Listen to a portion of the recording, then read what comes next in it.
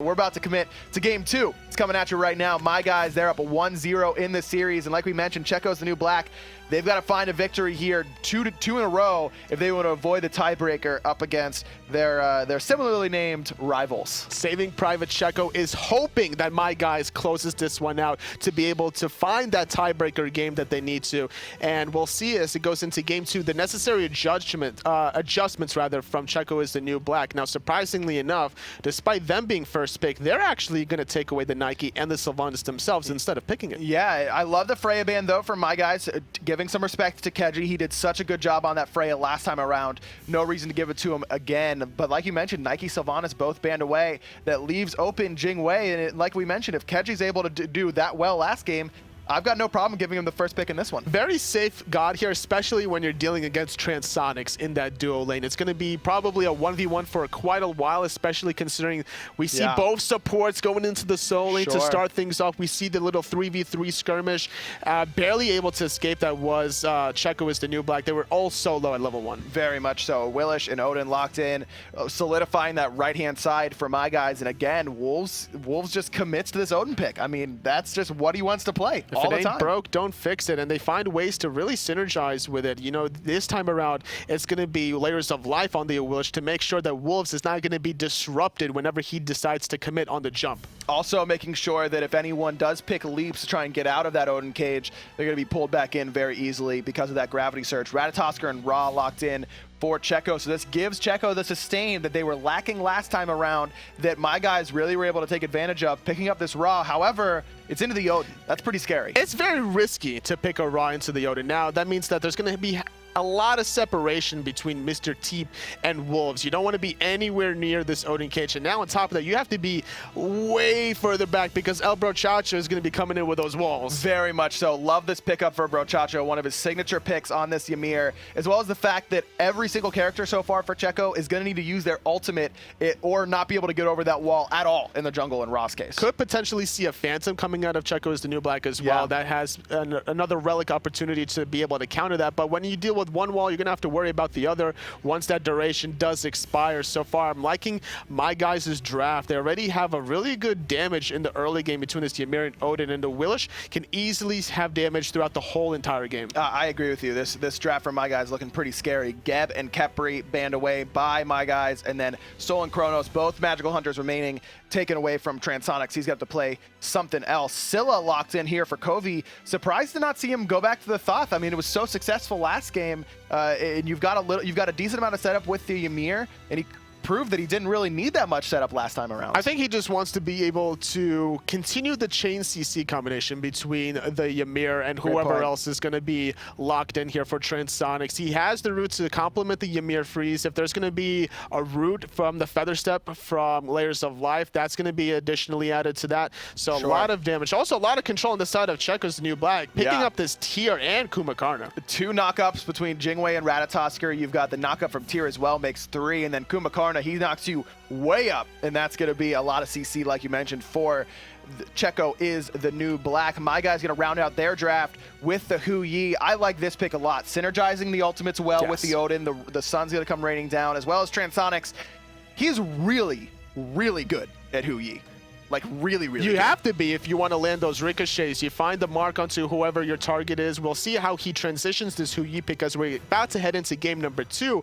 But Transonics, he plays very aggressive in terms of, we saw it in game number 1 on the Kronos, and game number 2, I expect nothing differently when he's going to pick the Kumbhakarna. Now, granted, it's going to be against Jing Wei, so any sort of damage you do, she's just going to come back anyway. So this is why we see the build differentials here, going for the Devil Glove Rush. Yeah, I've got no problem with that, just waiting for those later stages of the game and in that mid-game to kind of make that impact. That's where Transonics really likes to shine anyways, whenever he can play as aggressive as he likes. Another grouping here from both My Guys and Checo as the new black.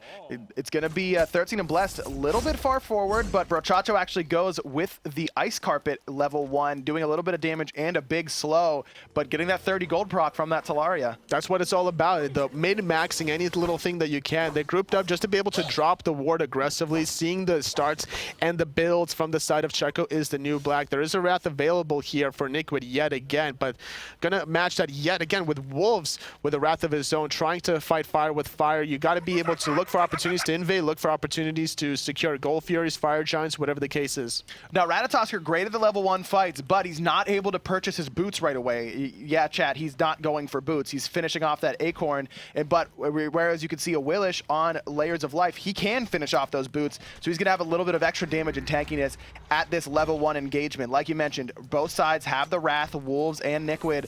Going to be a matter of who's going to be able to pull the trigger at the right time. Niquid has a power cleave available, a lot of damage onto him from that Feather Step and the jump in from Wolves, but not quite enough to finish anyone off quite yet. Niquid still wants to fight here. Ice Carpet just a little bit off the mark. That would have spelled a lot of damage, but there's the damage from Brochacho. Smacks down 13 and Blessed for that first blood. Speed buff going to be next. That's going to go the way, and Niquid may have just killed himself trying to save it. He definitely did, because he doesn't have his dash. He elected for the power cleave instead at level 1, so he has no possible escape, and that's 2 early kills for my guys, and walking away with a speed and a blue buff. And now, after they get this, they're going to be able to clear the wave, clear their own jungle side, and this 1,000 gold lead almost that they have at 1 minute can be about 2,000 in the next minute. It's going to be very, very tough for Checo as the new black to recover from just one, or it's really 2 missteps there. The death on to 13 and Blast, fine, that happens, but Niquid has to know that he cannot go in there and try and steal that away. Give up the speed and then Wrath the blue to try and save your own buff. You have to be able to get the MP5 for yourself as a soul laner. It might seem a little bit selfish, but considering the fact that your jungler is dead, you have to be able to get your own blue buff at any means necessary, just to be able to keep up with the pressure that Wolves is always going to be applying to you. A tier with a blue buff is very scary, but tier without a blue buff, it's almost laughable. Very, very much so. Even with the recent buffs allowing him to switch stance to level 1, he just uses so much mana that it's very difficult to lane without that. Wolves going to get Fearless back into the wave here, taking a decent amount of damage from that stun as well. Should have a Raven shield, doesn't even use it there. Very, very patient with his cooldowns. He used it just to clear the wave there right outside his tower, which is why we saw Niquid positioning himself to be able to Fearless Wolves outside the tower a little bit. Unfortunately, it was only a level 2 Blessed on the Ratatoskr. Had he been level 3, that would have been an easy kill there. But now, finding a speed buff of themselves is going to allow Blessed the mobility he needs to really match here with Layers of Life. And Niquid has the Wrath, so this blue buff, it's just going to be a buff trade right now in favor, actually, of Checo as the new black. There's a lot of damage from that carpet from Brochacho. Jump away from Wolves. Mr. Teep might be in trouble, he's in a bad spot right now. Coviii's going to dash forward, has the I'm a monster. Not going to find a home, but it does force Teep back into the enemy team. He's going to take a lot of damage. Good juke there, using that extra movement speed from the passive Wolves. He wants it so badly that he suicides for it. He doesn't even pick up the kill in the process. Checo is the new black, able to pick up Wolves, courtesy of that Fearless from Niquid. Wolves, congratulations. You just played yourself there as you wanted the kill so badly onto the Raw. It was a very tasty chicken, but sometimes you have to know when to change your course of meals. But now Niquid going to get frozen out a little bit. Nice little juke there from Layers, and the root yet again. The wall's going to help out a little bit. Still retreating under the tier 1 tower. Great peel from Niquid. Barely escaping yet again. A member from Checo. So close. So, great chain CC there. That's exactly what you want to see. You mentioned it right away, Tully. The chain CC capabilities with Scylla and Ymir, they do, the freeze and the root, they don't overlap. They're not going to get diminishing returns there. So you're standing there forever, basically, and that's exactly what happened to 13 and Blessed, but he was just able to get away. And even if you don't find the kill, you're going to be doing a lot of damage in the process. The perfect Feather Step as well. Layers of Life. There's Brochacho making an impact with those walls, like we mentioned right away during the draft phase, looking very, very strong on this Ymir early on. Speed buff respawning. Niquid's here to be able to steal this away. His Wrath is not available for another 20 seconds or so, so have to be careful about wanting to take a team fight without securing their own speed buff. So now, this time around, they find their own speed buff after stealing one earlier from my guys, granting themselves a little bit more of a wiggle room. Still level 4 for both the support and jungler for Checo is the new black. I suspect this blue buff, no, still not enough to give either the ultimate ability, and that's going to be a big impact. You need that epic uppercut to really set up for Mr. Teep in the middle lane on this rock. And now just hitting level 5 is blessed, and that was the result of dying early on, right off the get-go. And on top of that, even though he didn't die around that tier 1 solo tower, he had to fall back and go back to the fountain to heal up. So that denies him so much farm, not being able to sit around for a wave, not getting those back harpies maybe whenever he really wants to. So this is why there's going to be a little bit of an experience gap between these two junglers. And that's exactly what you're seeing right now. Still level 5 on both ends, but LayersOfLife certainly farther ahead in that level 5. On this left-hand side, both hunters have the red buffs, both level 8, which is about what you expect to see. Transonics has finished off his Devourer's gauntlets, so he's getting those stacks going, whereas like you mentioned, Keji, he went straight for the Ninja Tabi right now on the spiked gauntlets. On the right-hand side, the beautiful Cage gonna lock in 13 and Blessed for now, but Forger Vulcan's the one taking the majority of the damage, courtesy of that Shards of Ice. He's gonna go into the Sleepy Time passive. He's gonna fall. Wolves able to pick up his second kill of the game. 2-1 and 2 for the solo laner. He's been a part of all 4 kills so far for my guys. Nobody really there to save him out. Nickwood didn't want to pursue that opportunity. We saw the early escape barely coming from Blessed. He got caught on the dash, barely into the ring, had to use the ultimate defensively. He could have still lingered around in the air for a little bit while, but the fact that El Brochacho was still channeling that ultimate underneath makes it so much less tempting for Blessed to come back into that action. Very surprised we didn't see the shell used there from Forger Vulcan, trying to buy himself a little bit of time. Maybe that would have persuaded 13 and Blessed to come in and help him out. Instead, he got ditched and he got dead from that Shards of Ice. But despite that sort of action, 13 and Blessed is now on top of the experience gap, level 7. But now LayersOfLife, he wants to kill, but no fear at all. Nickwood landing right back down with that Lawbreaker. 13 and Blessed trying to do some more poke, finding the heal with the power cleave. The shield not going to be able to detonate onto anybody. The root finding its home onto Blessed. A Wrath Stun, keeping himself alive a little bit longer. Wow, so close there. I thought Nickwood was going to use that Wrath Stun to guarantee the change stance Fearless, but I guess didn't have it available. Wasn't there for the cooldown quite yet. All in all, a lot of ultimates used, but no kills on that right-hand side. Nickwood has proven to me that he is, pardon the pun, fearless in that lane, going up and down with that Lawbringer. Sometimes you gotta just force the issue and know when to be able to use those abilities without any sort of fear. So right-hand side was pushed under the tower. Left-hand side, Gold Fury going in the way of Checo as the new black. Yet again, similar timing to the last game. 7 minutes last time, 2 seconds earlier than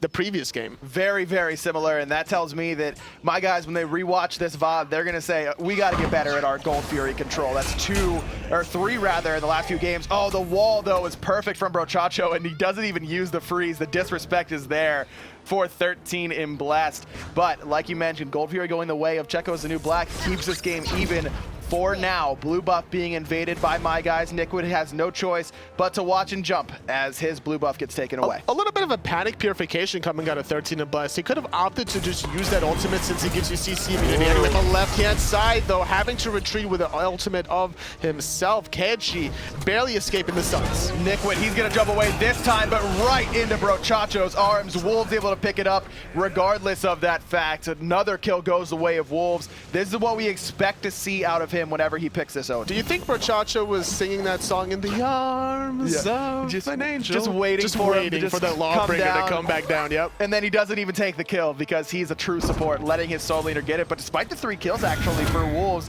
he's still down a level to Nickwood. Hold that thought. I was about to ask you why that is, but why is Transonics here? He's going to take a lot of damage. Love the option cover there from Keji, but actually it's knocked up and away from the enemy hunter. Brochacho going to pick up Forger Vulcan. In the meantime, I love the idea, but it might have dropped this kill for them. This is such an important kill to find at Transonics because they're going to lose their tower on the right-hand side. Wolves was split pushing the whole time. Nickwood wasn't able to really hold that out, especially with LayersOfLife there. Finding the kill on some Forger Vulcan makes that a 1-for-1 trade. Definitely going to favor out, though, my guys, I would say, because of the fact that they found that tier 1 tower so cleanly. Yeah, absolutely, just getting it at the 8-minute 40-second mark very, very early on in this game, getting even more pressure on that right-hand side where they've been continually invading buffs and making their presence known over there. Transonics, he does take that death there, but still right around even with Keji. He's going to be able to come back and defend this tower. I think that if Checo as a new black had recognized that my guys had so many people on that right-hand side, between Keji and 13 and Blessed, they may have been able to get that tower on the left-hand side. Very possibly, especially considering the fact that Ratatoskr is always good about committing himself with that ultimate to find anybody out of position.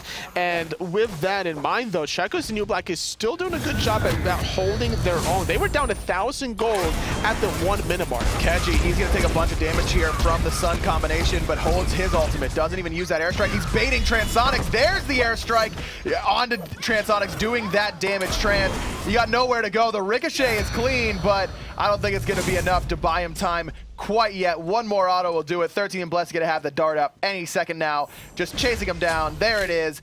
Level 11 hit with that kill. Second kill for Reminisced, aka 13 and Blessed in the jungle for Checo as the New Black. Just abusing the aggressiveness of Transonics in that dual lane side. Definitely needs to be a little bit more careful, but 13 and Blessed taking a lot of poke in return. Has to be careful. Has the heals available if he wants to stay, but with that raw heal being on cooldown, has to just go back to the fountain. The ultimate not available either, so just going to respect the fact that there's a little bit of an advantage now for my guys. Finding the pull out of the tower, and now Epic Uppercut buying a little bit of time. Still has to back, though, so no farm potential for Vulcan for a little bit. Great ultimate from Layers of Life there after the knockup, but a better ultimate from Forger Vulcan to make sure that he stays alive, buying him a little bit of time.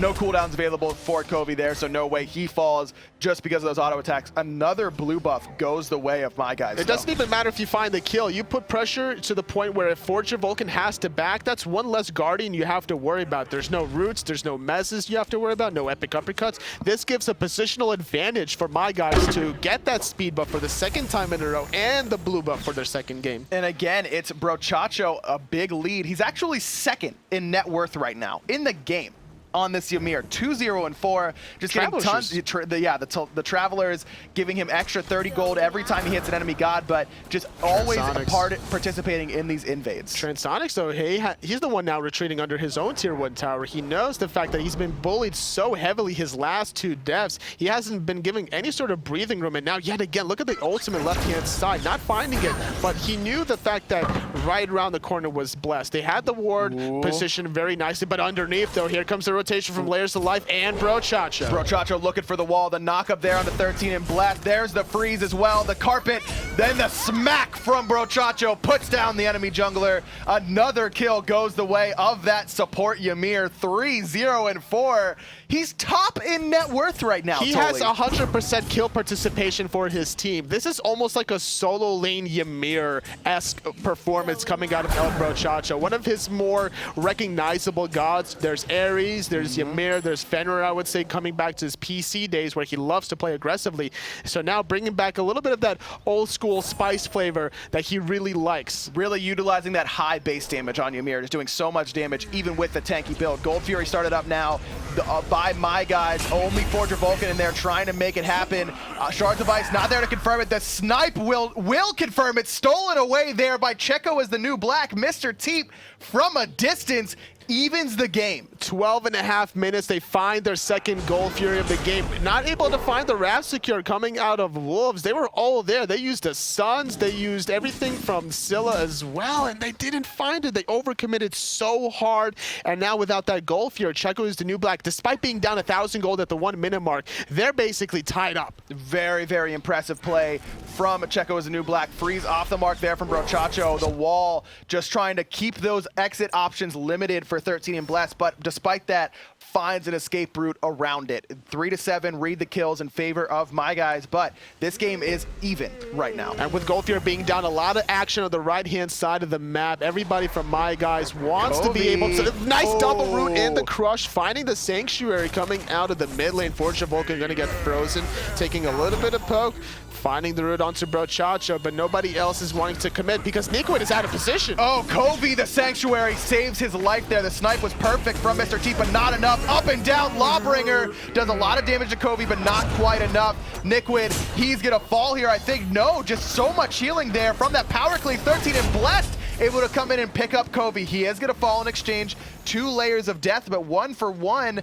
Coviiii buys himself time with that Sanctuary there, but the dive composition from Checo as a New Black can't get away from the tier, the raw, and the Ratatoskr. Great jukes coming out of Nikwid, able to barely avoid on a monster. He goes up and down yet again with the Lawbringer, just no fear, able to basically control a lot of space. He knew just how much sustain he would get back from that defensive stance power cleave to be able to stay in that team fight. He has a lot of cooldowns with that Breastplate of Valor. It's already an 8-second cooldown at max rank, and with that Breastplate of Valor, it's going to be about a 6.4, so great usage staying in the team fight as long as possible. And just despite the fact that he's 1-2-1 to Wolves' 3-1-3, obviously Wolves' stat line looks infinitely better, but the net worth is in favor of Nikwid. And remember, the 2 Gold Furies certainly helping out with that fact, Yes. but you also have to keep in mind that he's lost almost every single blue buff.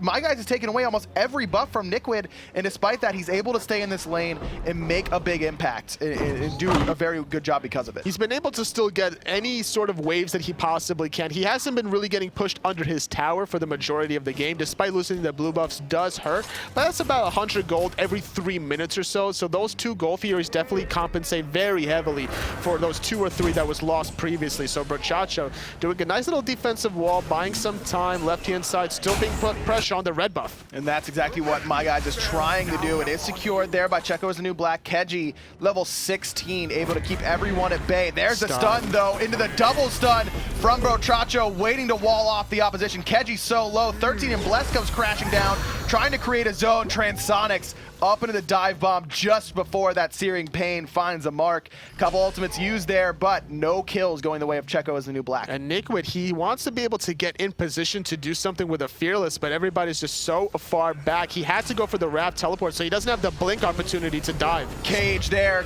2 Bimbers caught in. There are the Suns, there's the damage.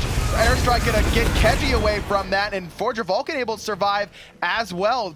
Meanwhile, in the jungle, 2 members of Checo as the new black just forcing my guys back. Mr. Teep has been doing too much of the aggressive healing on top of the Odin cage. He needs to be able to save those heals for when the team fight's about to deter itself, and now a lot of poke being done onto Nikwid. I'm a monster off the mark yet again, diving into the backline, but now he walked into the Ymir ultimate, taking a lot of pokes, still sustaining off of the defensive power cleave, but not enough. That Lawbringer was still on cooldown. The rest of the team just not there to support Nikwid. He bought himself a ton of time there and lived for what seemed like forever, but it wasn't forever. He will fall. Now 13 and Bless decides to go in all by himself. Sanctuary saves his life from the bird bomb. The crush puts him to 1 HP. Transonics was looking for the crazy ricochet. Wasn't going to be able to find that.